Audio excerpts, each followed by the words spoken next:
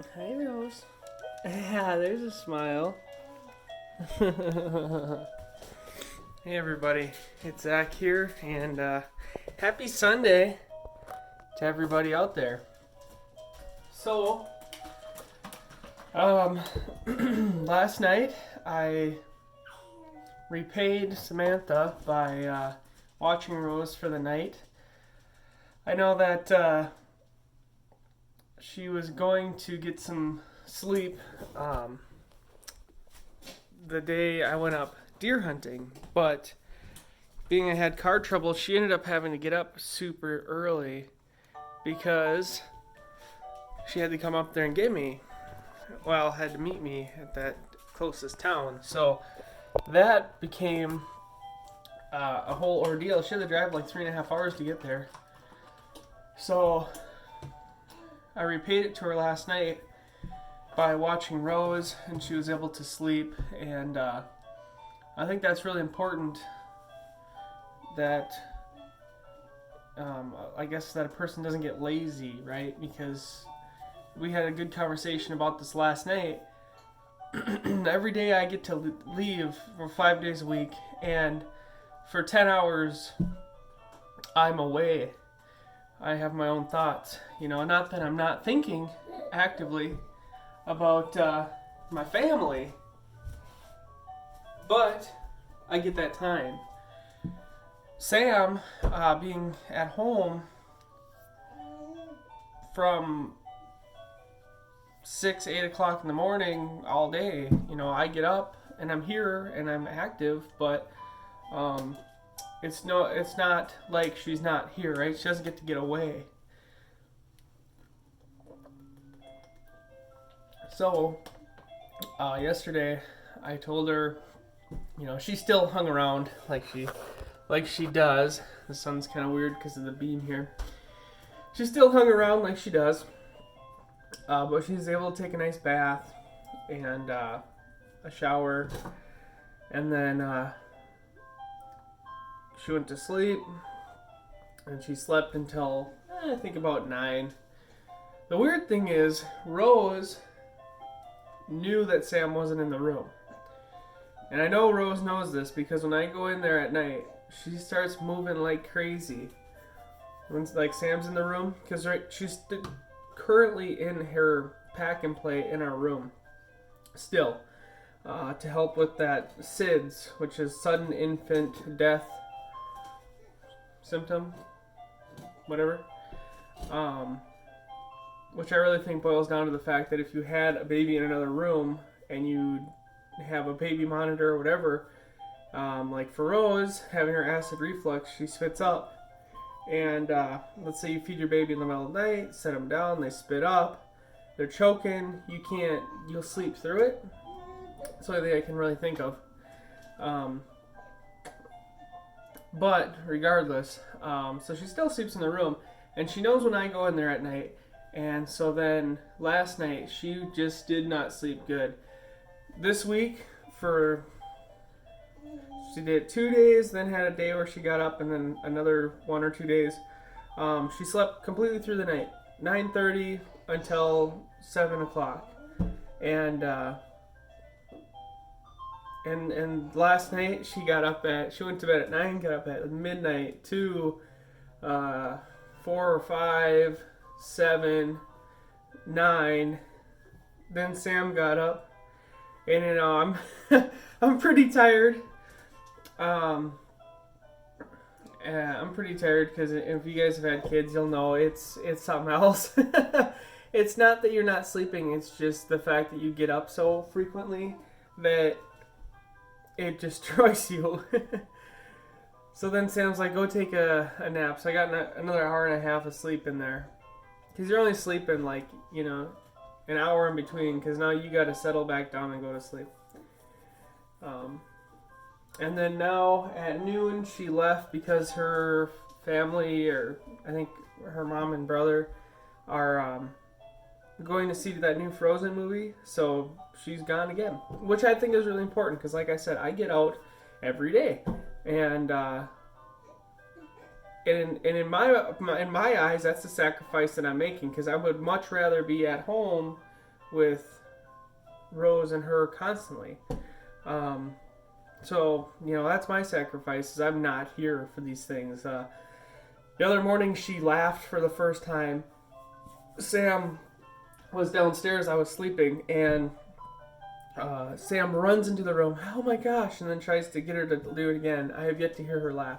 Sam got that first moment, which is awesome. I couldn't be mad at all at that. But the sacrifice that I make is I'm going to lose out 10 hours of time with them every single day, at least 10 hours.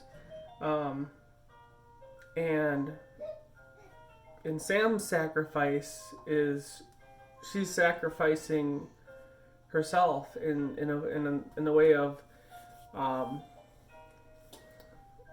her upset in her life would probably be the fact that whether Rose is crying or happy or having an awful day or having a fantastic day, she has to be there, because that's how we've done it, and she loves it. But it does get old, just like, if I watched her all day, there's times where I'm like, holy moly. Like today, for instance, right? I understand Sam needs to get out, and her needs come before mine at any point. Just like Rose's come before mine at any point.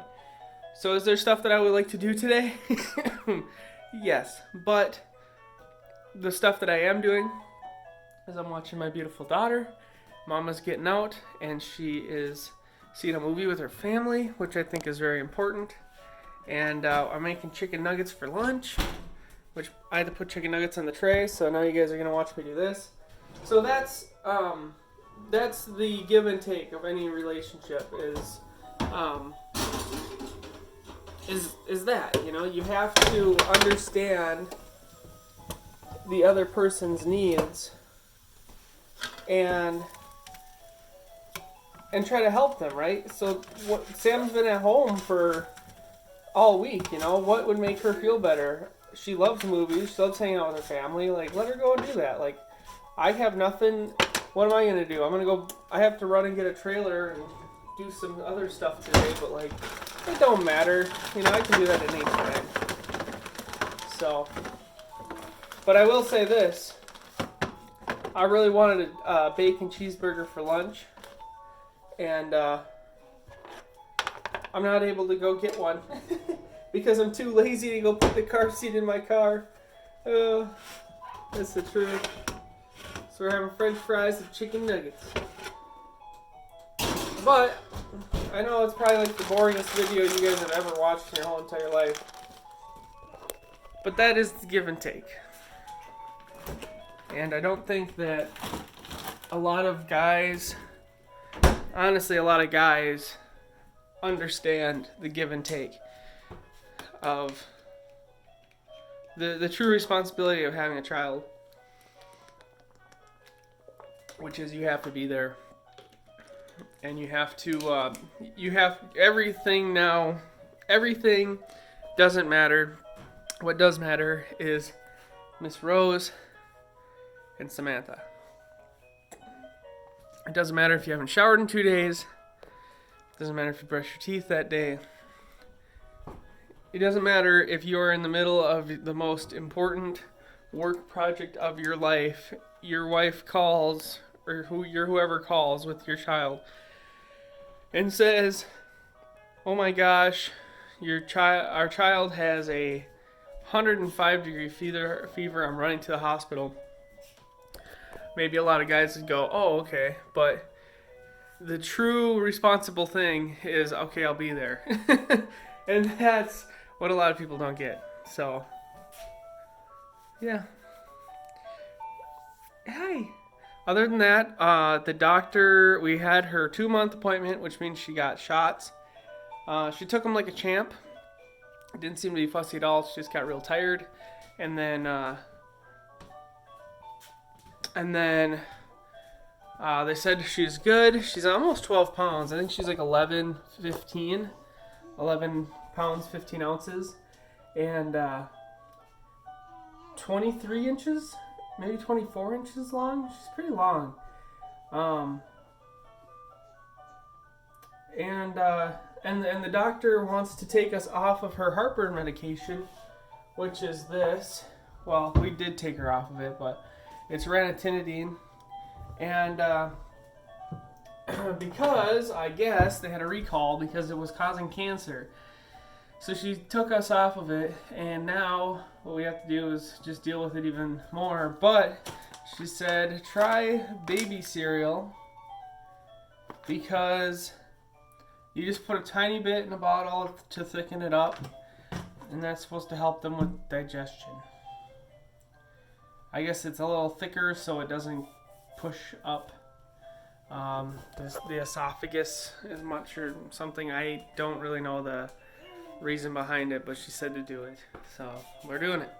And she's off of the medication that could possibly give her cancer one day, which is important. And she's happy. So, yeah.